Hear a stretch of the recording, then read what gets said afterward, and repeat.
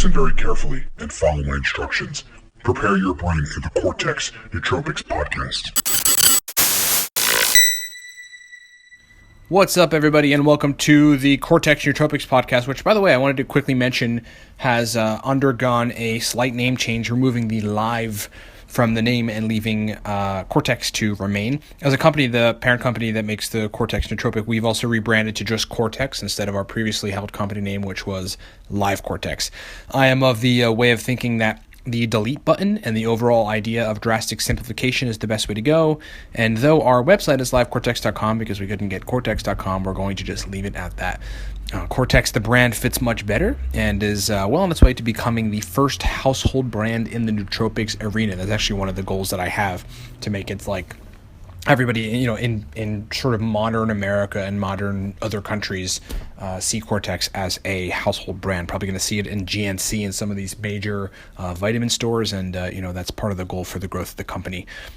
In this episode of the podcast, now that that's out of the way, we're going to talk about the infamous Racetam Choline dilemma, to explain exactly what is at the root of the necessity to take a choline source while consuming Racetam smart drugs. We'll talk about my theory behind the dynamic, whatever science is available, and the conclusions a lot of people have come to through experimentation while using Racetams. The basic gist, of course, being that when taking any of the following smart drugs, one needs to have either an adequate supply of acetylcholine in the brain, or supplement with an acetylcholine building block with the Racetam smart drugs in order to avoid side effects like headaches and brain fog, as well as to ensure the most optimal efficiency of a given Racetam. And the Racetams are basically there's a lot of Racetams. You've got Paracetam, Aniracetam, Oxiracetam, Coliracetam, Phenylparacetam. What other Racetams are there? Fasoracetam. And there might be some others, but suffice it to say that all those Racetams work on the cholinergic system in a way, the acetylcholine system in a way that, as we're going to explain, requires that you replenish acetylcholine sort of commensurately with the usage of it via the Racetam. So strap in, everybody, because we're going to go into one of the hottest, I guess somewhat controversial, but most talked about combination in nootropics land, and that is the Racetam Choline dilemma.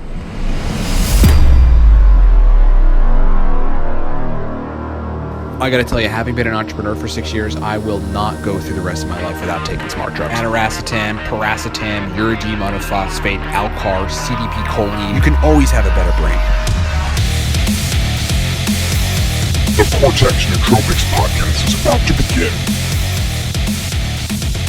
The Racetam Choline dilemma. I call it a dilemma, guys, because it seems that this is one of the most popular topics among new people to the world of nootropics, and there's even a bit of confusion or controversy among semi-experienced folks about this too. I've been taking Racetams for years, and I've had experiences where I didn't need to take a choline source with a Racetam, and others where it benefited me nicely. And as I'm going to lay out in this podcast, I think this really depends on the acute position of your brain at the time, and whether or not you need to take a choline source with any given Racetam might just depend on the levels of acetylcholine you readily have available in certain regions of the brain that the Racetams affect. And by the way, for those of you who don't know what acetylcholine is, it's very simply a neurotransmitter that the Racetams put into use, as we're going to explain. It's a major neurotransmitter that is affected in cholinergic areas of the brain, and those areas are responsible for attention, focus, and memory, and probably a bunch of other things. But we're ahead of ourselves right now. Let's first break down the topic of this podcast in simplistic terms to explain what the whole Racetam Choline dilemma is about. First, the Racetams, they reference a clique of smart drug compounds with the suffix Racetam. You've got, like we talked about before, Paracetam, Aniracetam, Oxiracetam, Fasoracetam, Phenylparacetam, Coliracetam, and probably some others. They're all relatively similar in their mechanisms of action, modulating acetylcholine and glutamate receptors, and thus providing a better brain performance based on the acceleration of cholinergic functioning in certain regions of the brain, but some of them are more potent than others.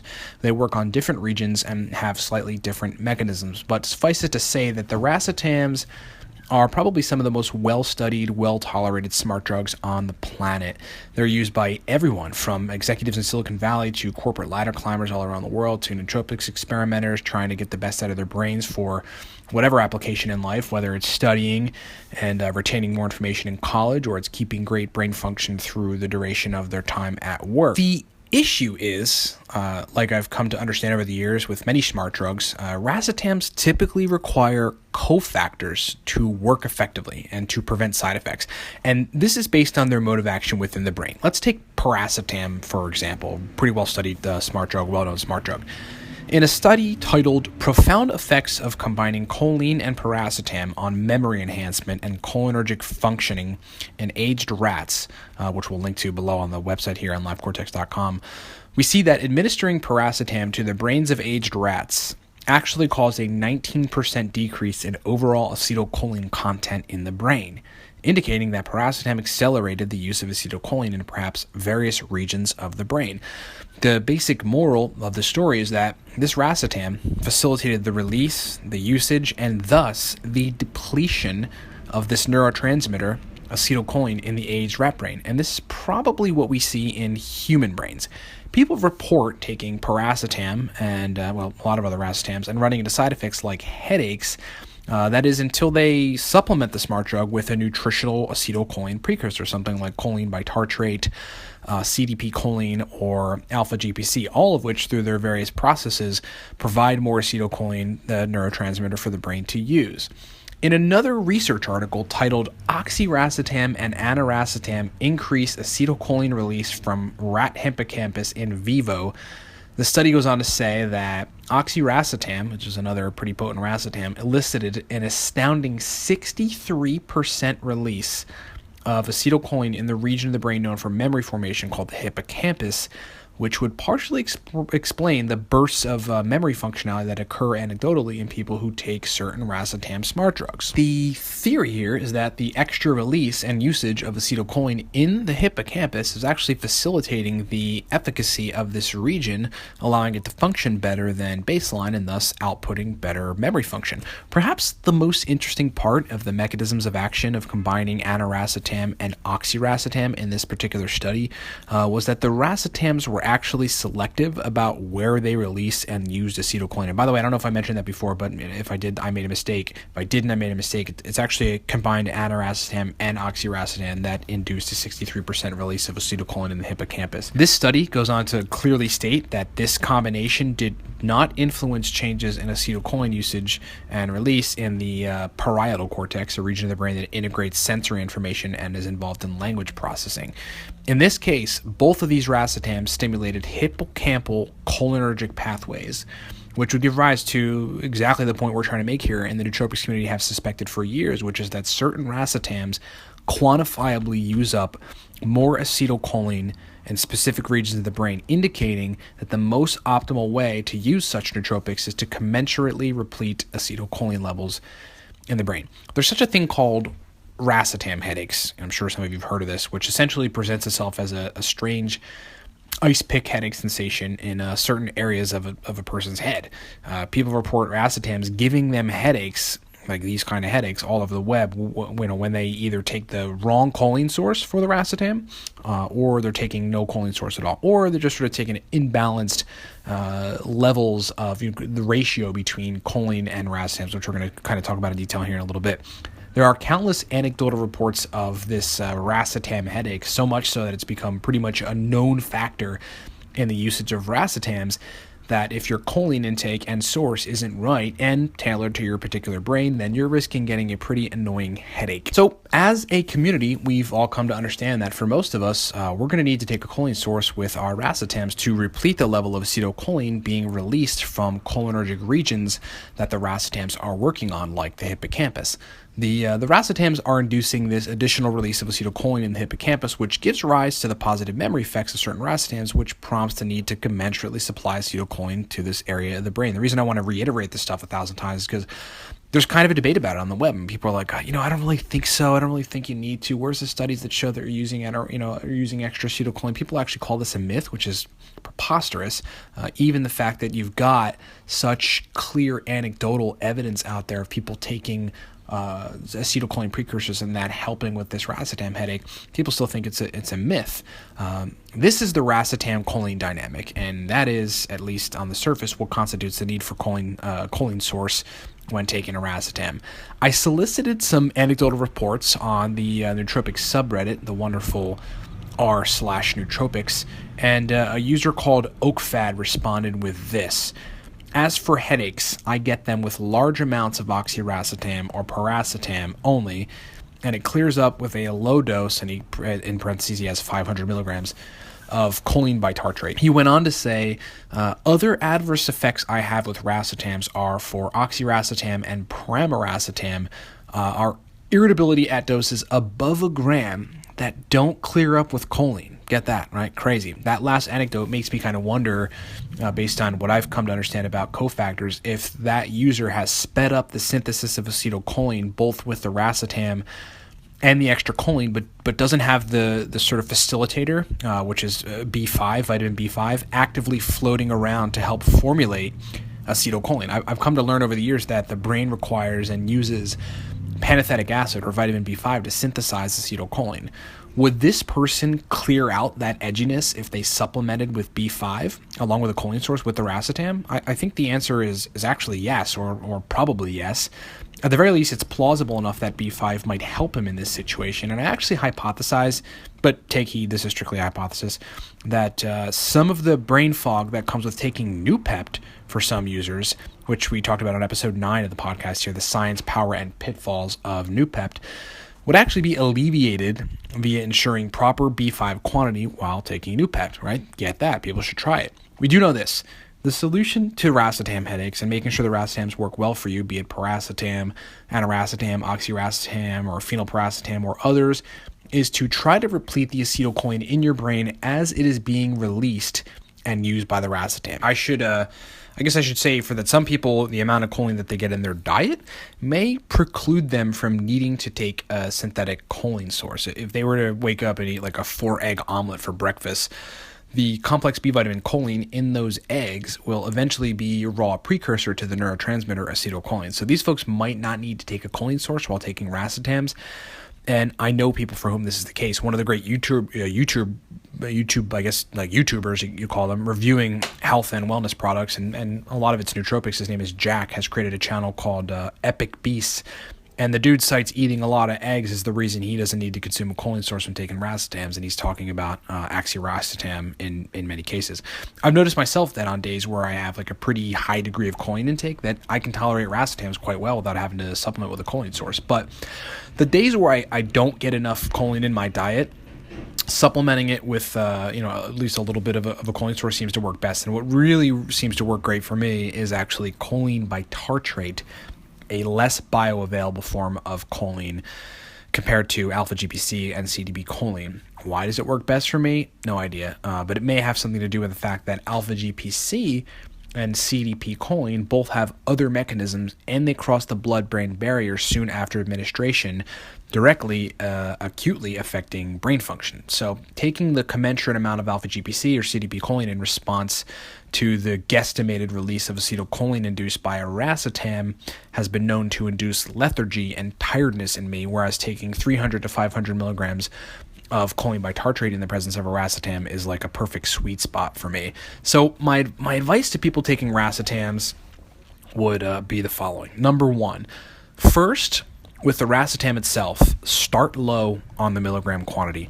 Totally ignore the amounts listed in various scientific studies and even examine.com, particularly examine.com. That's a great source for mechanisms and detailed studies, but they always end up in the super high range on suggestions or effective dose recommendations. So I'd say for oxiracetam, start with 700 milligrams. Same with aniracetam. For paracetam, start with 1500 milligrams. And with phenylparacetam, start with something like 50 to 70 milligrams. You really want to understand the ratio of choline to racetam you need before taking your doses higher to get different effects. And by the way, plenty of people, myself included, get great benefits from racetams in lower doses like the ones I just laid out a second ago. Number two, Then with your normal dose of racetam, your regular sort of lower dose of racetam, start with 200 milligrams of choline bitartrate. Okay, if you feel great and you get a great benefit, guess what? Guess what you should do? From a 6-year nootropic experimenter that built a commercial stack and has experimented with everything under the sun, I would say you should stop there. Okay, you found your sweet spot. If you're going to experiment a bit more to see if you can amplify the effect, start by adding very small increments of the racetam and commensurately increase the quantity of choline you intake to mitigate side effects and maximize efficacy. But honestly, if you find a great sweet spot, mark it and notate it and cool, experiment further, but go back to that sweet spot if you run into problems and you just don't feel like experimenting anymore. If choline bitartrate didn't work or yielded side effects or did something else that was unwanted, do nothing with the racetam quantity and up your choline intake for bitartrate by 50 milligrams each time you do additional experiments. See how it affects you. That's the only way you're going to really dial in your dose. If you make your way up to 500 or 600 milligrams of choline bitartrate and you're still running into headaches or other strange side effects, consider bringing the choline source back down 50 milligrams below your initial experiment. So if you start out with 200, go to 150, bring it down to 150 milligrams. Perhaps you need far less, and too much choline is causing you to have side effects because this is very possible too, and it happens all the time with people. Number 4. Continue moving up and down in 50 milligram quantities with the choline source to find your sweet spot. It may take you a week. It might actually take you a month, but this is totally worth it if you want to get granular with the best choline racetam ratio for you and really get the benefits of the stack. Number 5, but then if you find that you can't find a perfect ratio, this is when it's time to consider switching choline sources. Do not yet change your racetam quantity. You don't have to do that yet. You have to adequately address this acetylcholine situation first and the possible acetylcholine repletion that needs to take place for you to get to your sweet spot. This is a mistake I think people often make. They'll just try fussing with the racetam quantity again when they haven't adequately addressed the choline source and the choline quantity. So now what you should do is you should switch to alpha GPC, a much more bioavailable choline source that delivers fast-acting acetylcholine to certain regions of the brain. Start low, because with sources like alpha GPC, you're likely not going to need as much of it compared to choline bitartrate because of its availability. I'd suggest starting pretty really low, something with like 50 to 100 milligrams. Gauge your effects, and then you can probably guess what's next, right? If you end up with a headache or some other sort of unwanted side effect, up your alpha GPC content by 25 milligrams. That's what I'd suggest.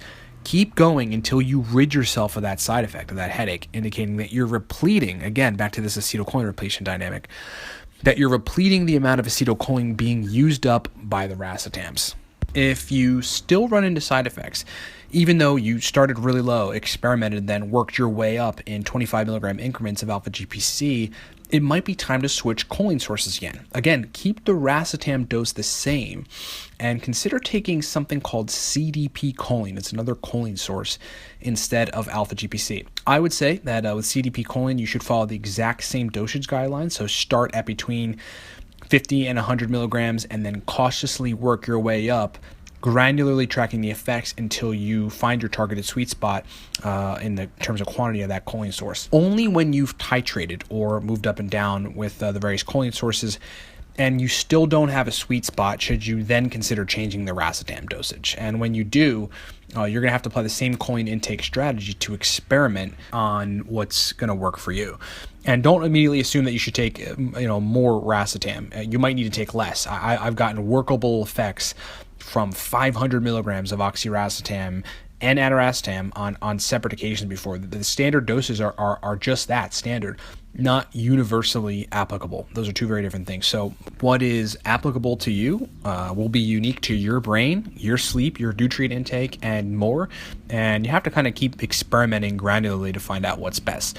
And lastly, and number 6, as we talked about before, I would consider throwing vitamin B5 into the mix if you're not able to find your sweet spot with choline, because it might just be that your brain is having a hard time synthesizing acetylcholine because you don't have enough vitamin B5, which is required for its synthesis. All right, in summary, guys, the racetams are a useful group of nootropic compounds. Though I don't use racetams all that much, they have done wonderful things for me when I was in need. I can remember a handful of instances where I had dramatically impaired brain function from a terrible night's sleep. Took 700 milligrams of oxyracetam with 300 milligrams of choline bitartrate, and within about 30 minutes, I was functioning above my baseline and working on a productivity task, a business task, and it was easy. They're some of the most well-studied smart drug compounds on the planet with a safety profile that is pretty amazing. But they do come with some side effects, and if you don't understand this whole racetam choline dilemma, and you haven't properly worked out your ratios and sources, you might run into those side effects. And lots of other nootropics are the same way. The idea of cofactors, which is essentially what a choline source is here, in the presence of a racetam, is highly on my radar lately, and I think it's a bigger deal than people think it is. And to me, it seems absolutely clear that in cases of side effects and in cases of inefficacy of certain compounds, cofactor, granularity, and experimentation would solve people's problems. My favorite racetams, just in case you're wondering, are oxyracetam and aniracetam. Aniracetam gives me a sort of a multitasking ability that's quite nice. It noticeably improves my working memory, and being an entrepreneur, it's sometimes useful to have this kind of brain function. Sometimes I just want to sit down and crank out 5 small tasks within an hour, and aniracetam helps me do that. Oxyracetam is much more targeted towards specific task engagement, like focus stuff. If I'm running a podcast like this, or doing a long blog post, oxyracetam is epic for me. Although the Cortex nootropic stack is the emperor of stacks for me for focus situations, oxyracetam works pretty awesomely too. I have used phenylpiracetam to get some extra mental energy and PM productivity before, and it's definitely useful, but I choose oxyracetam and aniracetam over it any day. I just like how they work on my brain. But take the major points and advice away that, number one, in order to make racetams work well for you, you're likely going to have to find your ideal choline racetam ratio. Number two, you'll also have to experiment with different choline sources to see which ones work best for you. Number three, when you titrate your doses on choline sources, do so in small increments. Sometimes the difference between a terrible experience with side effects and total nootropic perfection is 25 milligrams. I mean, this happens more than people think. Granular experimentation is necessary. Number four, consider taking vitamin B5 if you absolutely can't find your sweet spot on racetam and choline doses. You might just need to facilitate the synthesis of acetylcholine via that vitamin. And lastly, I should say, you might never find the right choline racetam ratio and B5 quantity. It might never work for you. It might never work well for you. So, no matter what you do, no matter how granular you experiment, the racetams just might never agree with you. And there are people for whom this is the case. Plenty. So don't sweat it. There's plenty of other cool nootropics out there that work really well to experiment with and find your sweet spot on. A few of my favorites are uridine monophosphate, which is like a wonder compound, CDP choline, another really, really awesome nootropic, alpha GPC, totally epic, Alcar is just incredible in a variety of ways, caffeine, which I consider nootropic and is totally awesome and I consume every day, L-theanine, the amino acid, ashwagandha, which is an Ayurvedic herb, Bacopa monnieri, artichoke extract, and shankapushpi. For some people, a mere caffeine L-theanine stock is going to do them quite well and is going to suffice for that extra boost that they need to make it happen. And in the case of Cortex, we built a pre-made nootropic stack that works marvelously among our users. Grab a bottle of Cortex at livecortex.com. It's a product that contains uridine monophosphate and CDP choline that works to upregulate synaptogenesis, neurogenesis, and improves dopamine receptor densities. Users of Cortex report improved verbal recall, powerful motivation effect, way better working memory, and a faster speed of processing. It seems pretty unanimous that when people take Cortex, they're extremely motivated to just get work done. And that's what a good nootropic stack should do. We've got uridine monophosphate, one of the best nootropics on the planet, leading the way in this stack. Grab a bottle at livecortex.com, and hey, email me at ryan@livecortex.com if you want a coupon code for a couple bucks off. I'll make it happen. I'll make you one. All right? Thanks so much for listening, everybody. Experiment wisely, and we'll talk to you next time. Pick up a bottle of the Cortex Nootropic at www.livecortex.com.